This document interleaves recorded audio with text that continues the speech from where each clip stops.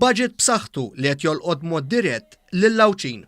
Dan kien il-messaġġ imwassal mill-Ministru Għawdex Justyne Caruana waqt konferenza tal-aħbarijiet ġewwa l-Port tal-Imġar f'Għawdex. Il-Ministru Caruana sostniet li l-Ministeru Għawdex se jara żieda rekord u massiċċa ta' kważi 30% fil-baġit allokat lilu wara li s-sena l-oħra rajna żieda ta' 10%. Hija semmiet qatt ta' miżuri li se jħallu impatt pożittiv fuq l-Għawdxin.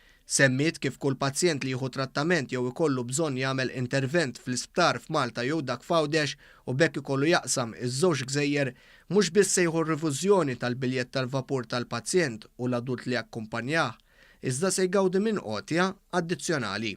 Il-Ministru Għawdex saħħet dwar kif għall-ewwel darba l-ħaddiema kollha Għawdxin li jiġu jaħdmu f'Malta se jgawdu minn rifużjoni tal-biljett tal-vapur. B'din il-miżura u stmat li jintlaqtu madwar 3,000 Għawdxi għal kontra ta' dak li kien jiġri qabel meta kienu jgawdu biss il-ħaddiema Għawdxin li jaħdmu mal-Gvern. Miżura oħra maħsuba biex tkompli toħloq ix-xogħol fil-gżira ta' tliet għoljiet hija l-iskema ta' rivużjoni ta' 30% tal-paga medja ta' impjegat sa massimu ta' 6,000 euro.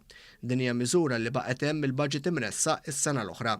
Il-Ministru semmit ukoll miżura li forsi ftit għamlet ħoss iżda li se tolqot b'mod tajjeb li bdiewa Għawdxin li jiffaċċjaw sfidi kbar. Permezz ukoll anke ta' sħubija mal-korporazzjoni għas-servizzi tal-ilma ser inkomplu s-servizzi mibdija matul din is-sena ta' tqassim ta' second class water b'xejn għal bdiewa tagħna u hekk kif matul is-sena 2017 se tkun qed tissaħħaħ in-netwerk biex inkomplu inqasmu dan l-ilma lill bdiewa tagħna.